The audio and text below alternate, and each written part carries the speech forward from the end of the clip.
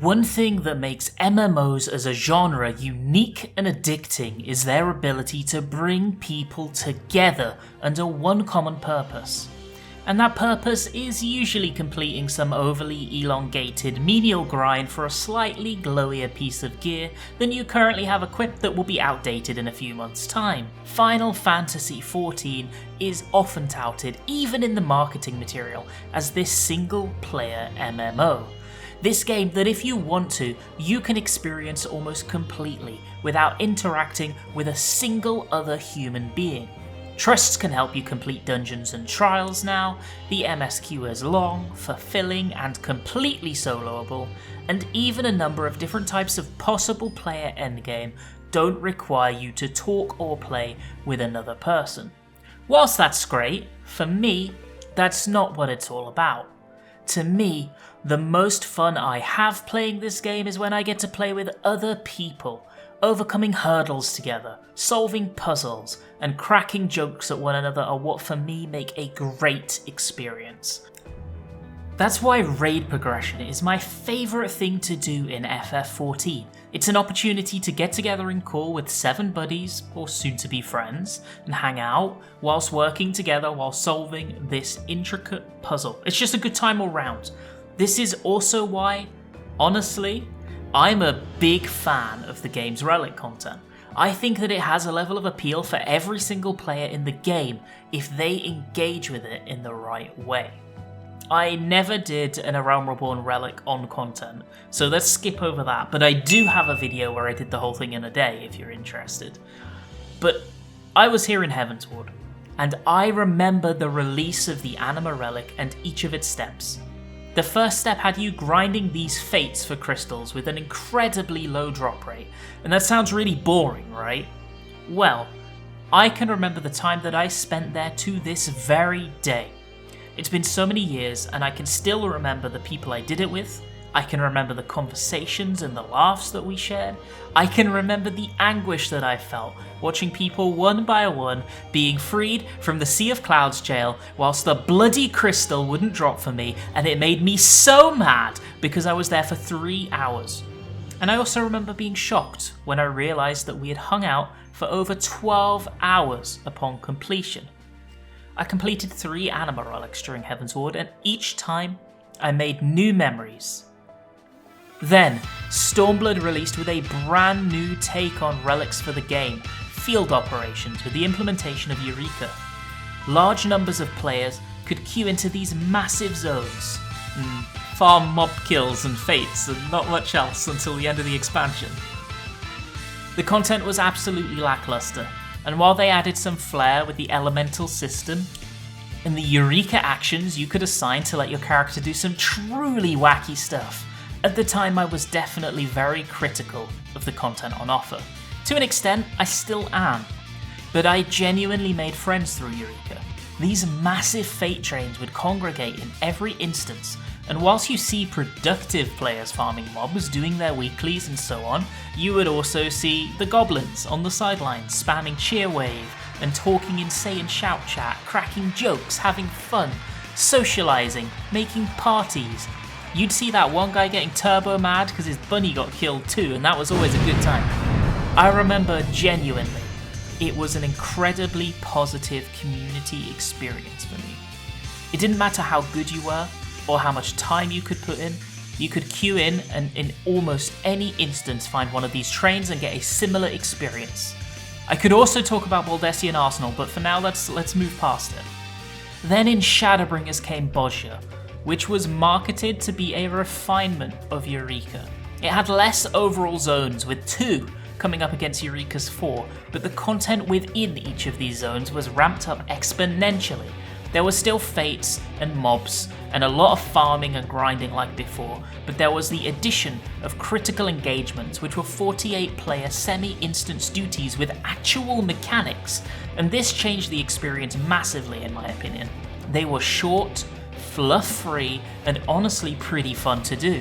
And whilst being just easy enough that any player of varying skill level could go in, learn the mechanics, and be consistent at them, they also required you to pay attention.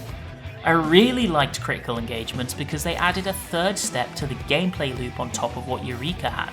Because it would usually be, you kill mobs to spawn a fate, and then you kill the fate to spawn a potential critical engagement. Then they added a form of pinnacle content in the form of challenging solo duels, and I genuinely believe that each of these 6 encounters are actual bangers. And I also like that they were breakable with specific action combinations for players who maybe didn't want to invest quite as much effort into getting it clear. It gave people a goal to strive for, a difficult thing to do, in an otherwise fairly relaxed mode.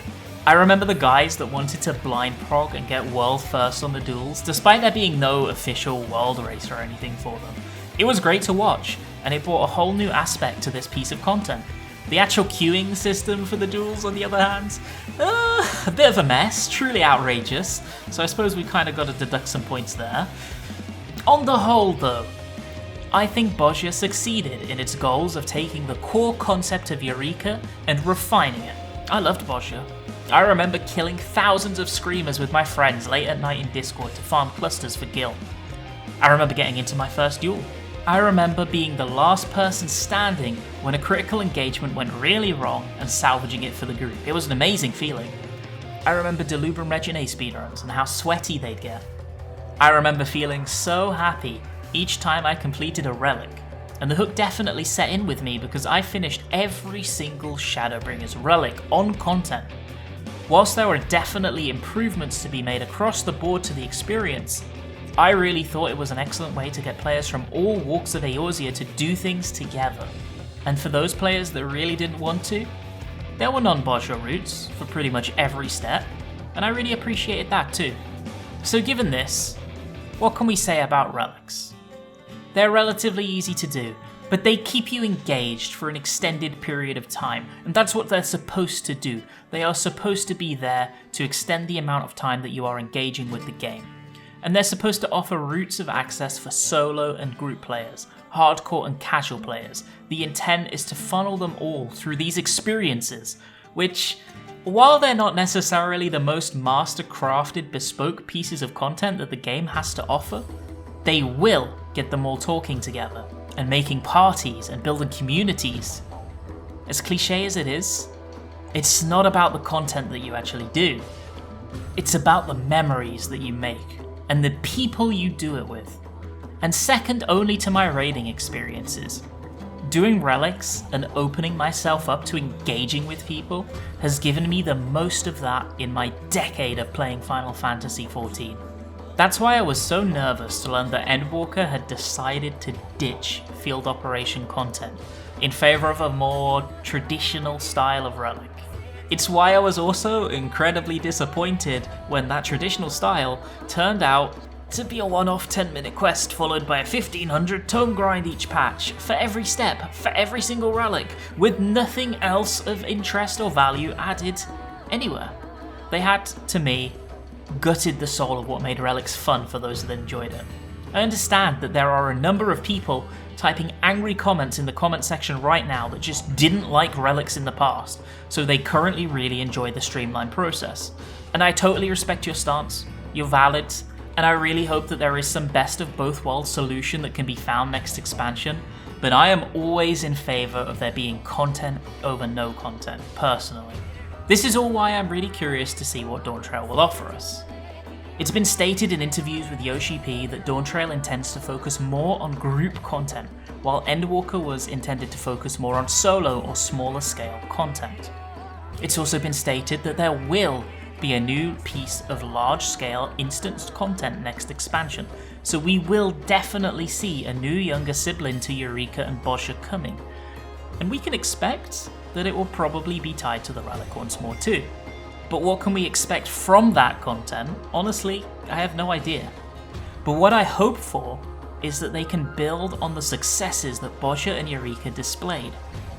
More reasons to bring people together, more critical engagement and dual type content, more instanced content like BA, Castrum, Dalriada and Delubrum.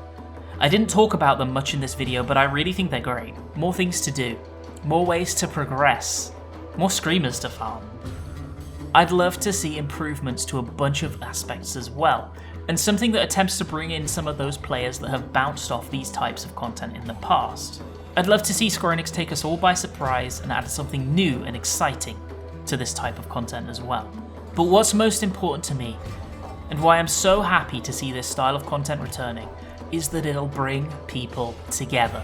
To grind, to chat, to meme, to get chased by those scary dragons that you don't dare fight until you're maxed out. Let's do relics together once more in Dawntrail. If there's one question I'd love for you to answer in the comments section, it's this. If you could have one thing added, or removed or changed from Bozja going into Dawntrail's new field operation content, what would it be? What would you like to see? I'm pretty interested to see the discussions that people might have surrounding this, because I genuinely believe there is so much potential for this type of content in the game if it's given the right amount of love and care. Thank you so much for watching this video. I really appreciate it, as well as your feedback, and I hope that you have an absolutely fantastic rest of your day. I'll see you soon.